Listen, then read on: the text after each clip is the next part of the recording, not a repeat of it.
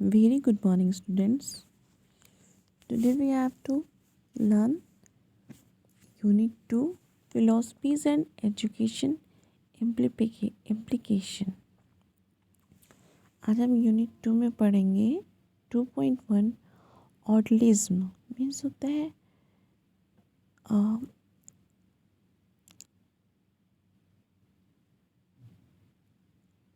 ऑडलिज्म means होता है आदर्शवाद।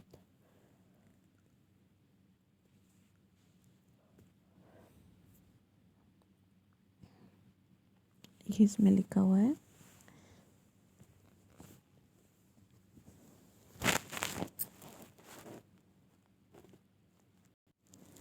And philosophies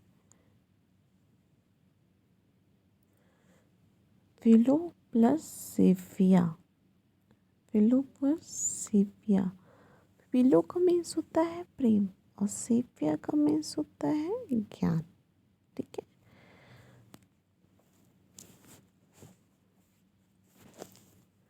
अब दर्शन का अर्थ।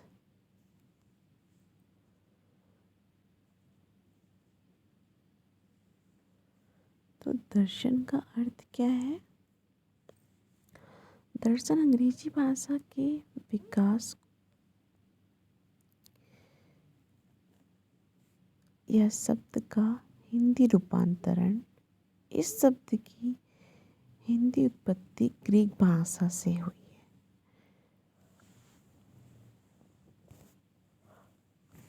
मीन्स जो दर्शन है अंग्रेजी भाषा की विलस की प्रक्रिया, मतलब विलस शब्द का हिंदी रूपांतरण है। इस शब्द की जो उत्पत्ति हुई है वो ग्रीक भाषा से हुई है, जो दो शब्दों से हुई है, जो ग्रीक भाषा के दो शब्दों से हुई है। पहला शब्द है फिलस, कोलास शब्द है जिसका अर्थ होता है प्रेम और अनुराग। सोफिस का अर्थ है, मतलब सोफिया है उसमें SHOPIA। सोफिया का अर्थ है ज्ञान, अर्थात विलासपी का अर्थ है ज्ञान के प्रति अनुराग अथवा ज्ञान का प्रेम। विशिष्ट रूप में दर्शन का अर्थ अमूर्त चिंतन करने की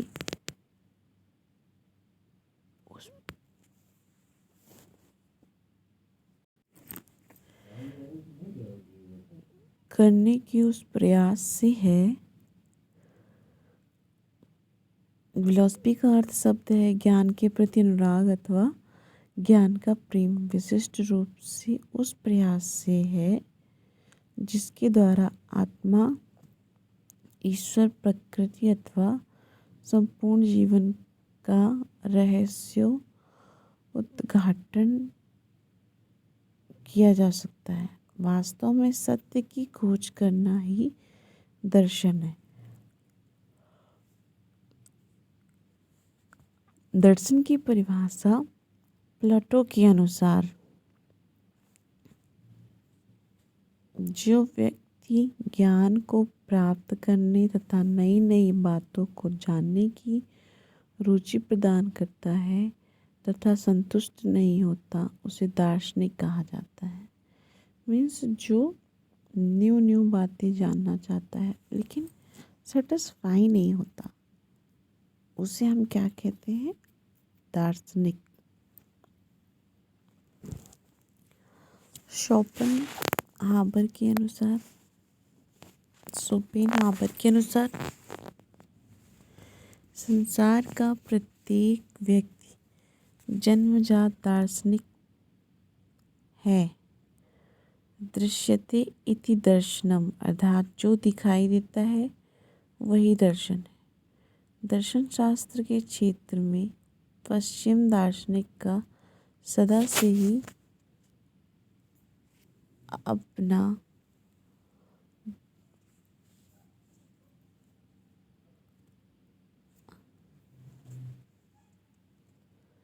अपना विश्व में अनेक राजनैतिक, धार्मिक, शैक्षणिक व सामाजिक एवं आर्थिक कृतियों से प्रारंभ होते हैं, पर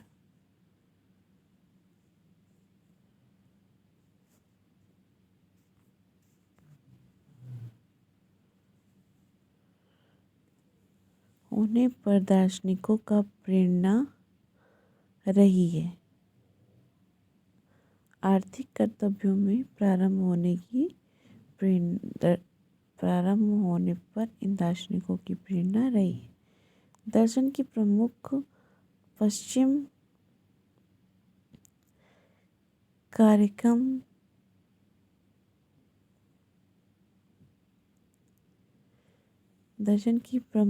पश्चिम कार्यक्रम संप्रेत का अध्ययन निम्न है। आदर्शवाद अंग्रेजी भाषा के ऑडियलिज्म का हिंदी रूपांतरण है। जिसका अर्थ है विचारवाद, जबकि दूसरे रूप में आदर्शवाद से जिसे शब्द प्रमुख स्रोत प्लेटो का विचारवादी सिद्धांत है।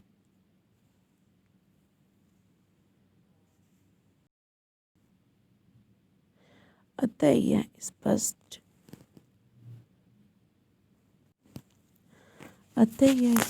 है कि आदर्शवाद सर्वप्रथम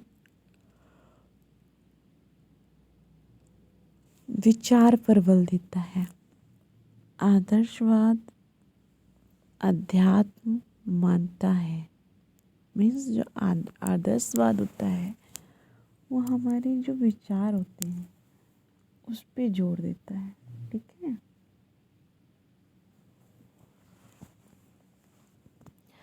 अतः यह स्पष्ट है कि आदर्शवाद सर्वप्रथम विचार पर बल देता है। आदर्शवाद अध्यात्म पर बल देता है और आध्यात्म पे बल देता है आदर्शवाद, तथा उसमें से अंतिमा सत्रा मूल्य सत्यम शिवम सुंदरम एवं संसार में सर्वोच्च स्थान करता है। उन्हें संसार तथा सर्वव्यापी मानता है। उनकी मान्यता है कि ये मूल्य ही अंतिम लक्ष्य की पूर्ति में सहायक होते हैं। इनको जानना व्यक्ति का परम धर्म होता है। शिक्षा के आदर्शवादी विचार धारा के प्रवर्तकों में कमेनियस,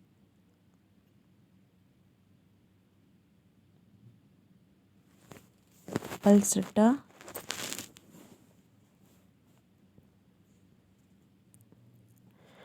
लानी एवं प्रबल प्रमुख भाषा भारतीय आदर्शवादी विचारधारा में स्वामी विवेकानंद, महर्षि अरविंद नाथ टैगोर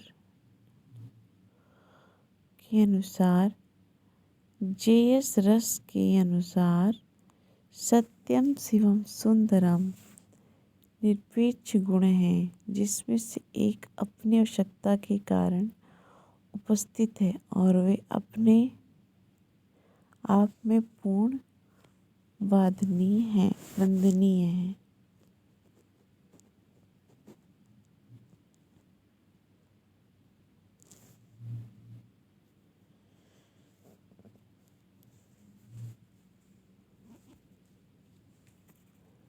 नेक्स्ट हमारा है प्रकृतिवाद।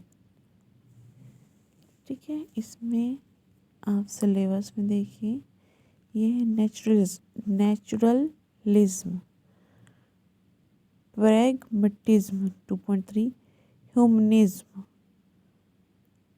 implication of educational philosophies in special,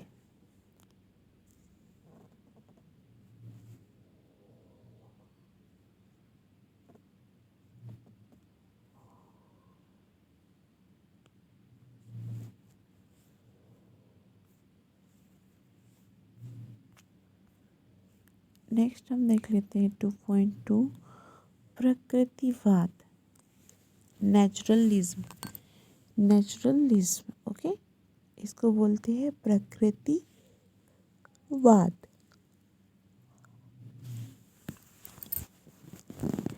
प्रकृतिवाद विचारक प्रकृति को मूलतल मानते हैं।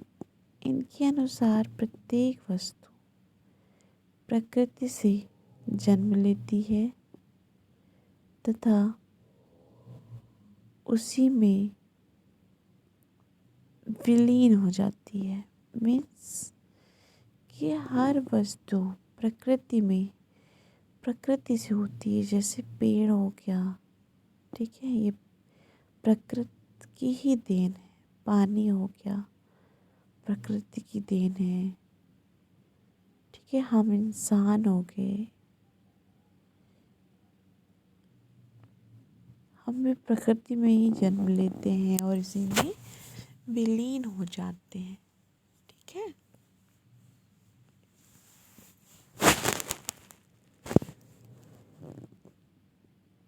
प्रकृतिवादी इंद्रियानुभूति ज्ञान को ही सत्य मानते हैं।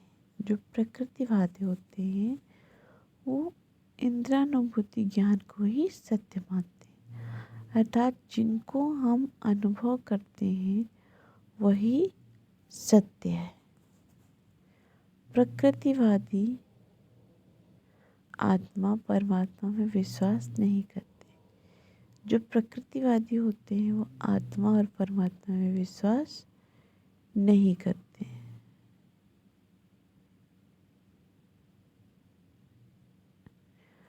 पर जो भौतिकवादी होते हैं, जो भौतिक संसार को सत्य मानते हैं, आत्मा में विश्वास नहीं करते, लेकिन जो भौतिक संसार है उसको वो सत्य मानते हैं, ठीक है।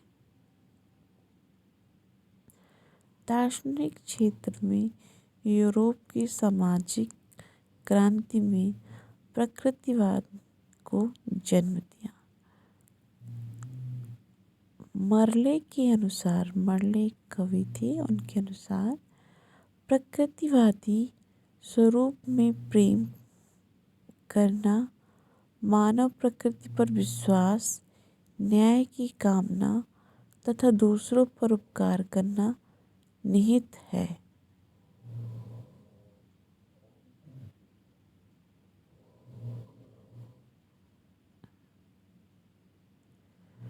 प्रकृतिवादी स्वरूप में प्रेम करना, मानव प्रकृति पर विश्वास, न्याय की कामना तथा दूसरों पर उपकार करना निहित है।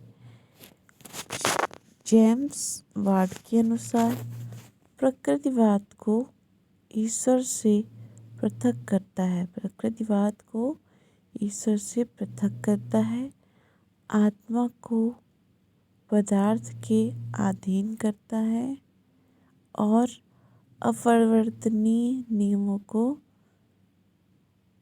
सर्वोच्च मानता है, ठीक है। शिक्षा में प्रकृतिवाद नंबर 1 है। प्रकृतिवादी शिक्षा पदार्थवाद के घोतक यह मानते हैं कि पदार्थ ही सत्य है तथा बाह्य प्रकृति के नियमों के अध्ययन पर बल दिया जाना चाहिए। इनके कथनानुसार जो भी इस जगत में भौतिक रूप में उपस्थित है वही सत्य है। मीन्स जो प्रेजेंट है वही ही सत्य है, जो एब्सेंट है वो सत्य नहीं है, ठीक है। छात्रवादी प्रकृतिवाद इस स्वरूप के अंतर्गत मानव को यत्र माना गया है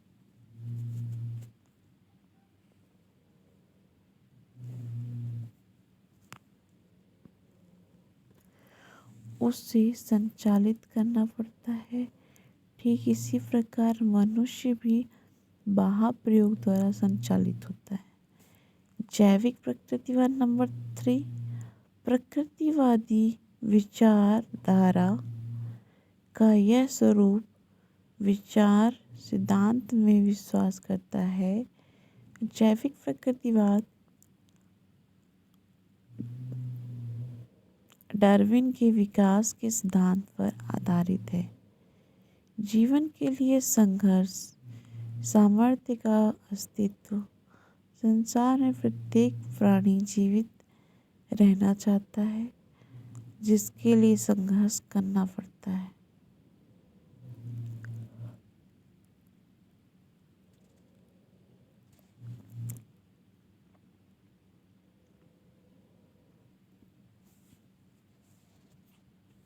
जिसके लिए संघर्ष करना पड़ता है। संघर्ष में वही जीवित रहता है जिसमें सामर्थ्य होती है। विद्यार्थियों को हमें इस प्रकार की शिक्षा देनी चाहिए कि वह स्वयं को समय एवं परिस्थितियों के अनुकूल बना सके। मीन्स ऐसा एजुकेशन आपको प्राप्त हो कि आप समय के अनुसार अपने आप को ढाल सकें। ओके।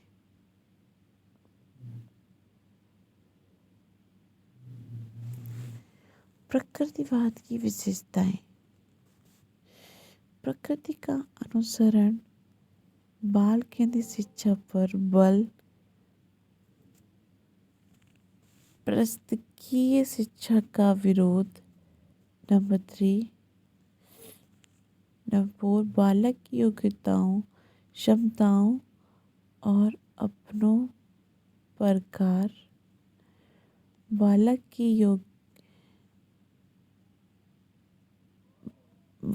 की स्वतंत्रता पर बल, इंद्रियां प्रशिक्षण पर बल। प्रकृतिवाद शिक्षा के उद्देश्य क्या क्या है प्रकृतिवाद शिक्षा के?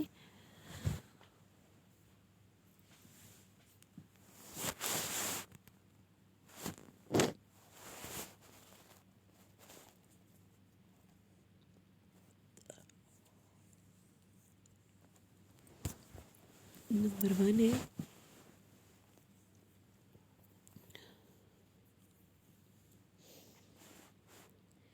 जीवन के लिए संघर्ष की तैयारी। बालक का वातावरण के साथ अनुकूल वह प्रक्रिया है जो व्यक्ति को वातावरण एवं परिस्थितियों के अनुकूल बनाने में सहायता करता है। नंबर 3 सभ्यता एवं संस्कृति की रक्षा करना।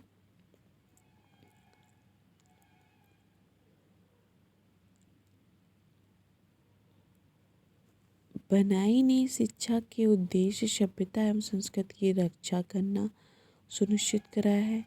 यह समाज की ऐसी उपलब्धि है जो वंशानुक्रम चलती है। नंबर 4 पूर्ण जीवन की तैयारी। व्यक्तित्व का स्वतंत्र विकास करना। शिक्षा का उद्देश्य व्यक्तिगत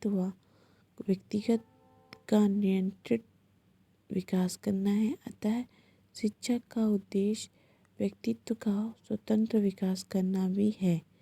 शिक्षा प्रत्येक बालक में अपने निजी व्यक्तित्व विकसित करती है। वही प्रकृति के अनुसार शिक्षा है। प्रकृतिवाद एवं पाठ्यक्रम। प्रकृतिवादी विचारकों ने बालक को पाठ्यक्रम का आधार माना है। मीन्स जो प्रकृतिवादी विचारक होते हैं वो बालक को पढ़ने का विचार मानते हैं।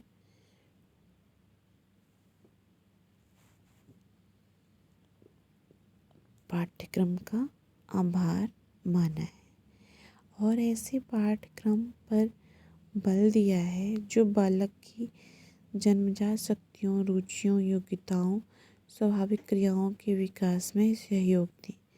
प्रकृतिवादियों ने निर्माण के समय कुछ बातों का ध्यान रखा है जो निम्न है। पाठ्यक्रम पर बल केंद्रित होना, बालक की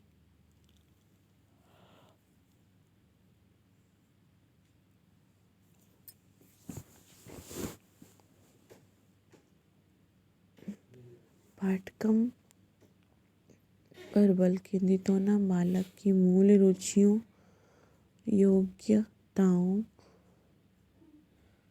अभिरुचियाँ स्वाभाविक रुचियों के अनुरूप होना चाहिए। बालक को विभिन्न अवस्थाओं से शेष अवस्था आदि विकास की विभिन्न अवस्थाओं में बालकों की आवश्यकताएं भिन्न होती हैं। ऐसी अवस्था में पाठ्यक्रम इन अवस्थाओं के अनुरूप बनाया जाना चाहिए। नेक्स्ट है, पाठ्यक्रम स्वतंत्रतापूर्वक अभिरुचियों का विकास करने वाला होना चाहिए। पाठ्यक्रम में ज्ञानेंद्रियों के प्रशिक्षण पर अत्यधिक बल दिया जाना चाहिए। प्रकृतिवाद एवं शिक्षक। प्रकृतिवादियों के अनुसार प्रकृति ही सबसे उत्तम शिक्षक है। सबसे उत्तम शिक्षक है। प्रकृतिवाद शिक्षण प्रक्रिया में शिक्षक का कोई महत्वपूर्ण स्थान नहीं है। शिक्षक सिर्फ ऐसे वातावरण का निर्माण करता है जिसमें बालक स्वाभाविक एवं स्वयं अनुभव के द्वारा ज्ञान प्राप्त करता है। रूसो के अनुसार बालक की साधु प्रकृति होती है। उसका स्वाभाविक विकास के बल उसी समय हो सकता है जब उसकी स्वतंत्र क्रियाओं में किसी प्रकार की बाधा अथवा उल्लंघना न डाली जाए। अर्थात बालकों के सीखने के लिए प्रकृति की गोद में स्वतंत्र रूप से छोड़ देना चाहिए। स्वतंत्रतापूर्वक जो सीखा जाता है वह चिरस्थायी होता है और ज्ञान को स्वयं के द्वारा पास या सीखने के उपरांत सुखद अनुभव देता है।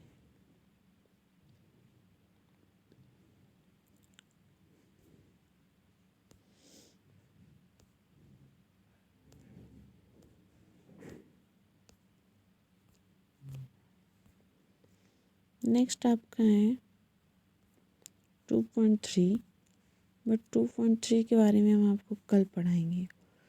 आज सिर्फ मैं आपको 2.2 तक ही बताती हूँ, ठीक है, बिकॉज 2.3 को विस्तार से बताना होगा, वो थोड़ा बड़ा है। ओके स्टूडेंट्स, अभी तक में जो भी परेशानियाँ हो आप बता सकते हैं अपनी मैम को। So see you tomorrow student and have a nice day.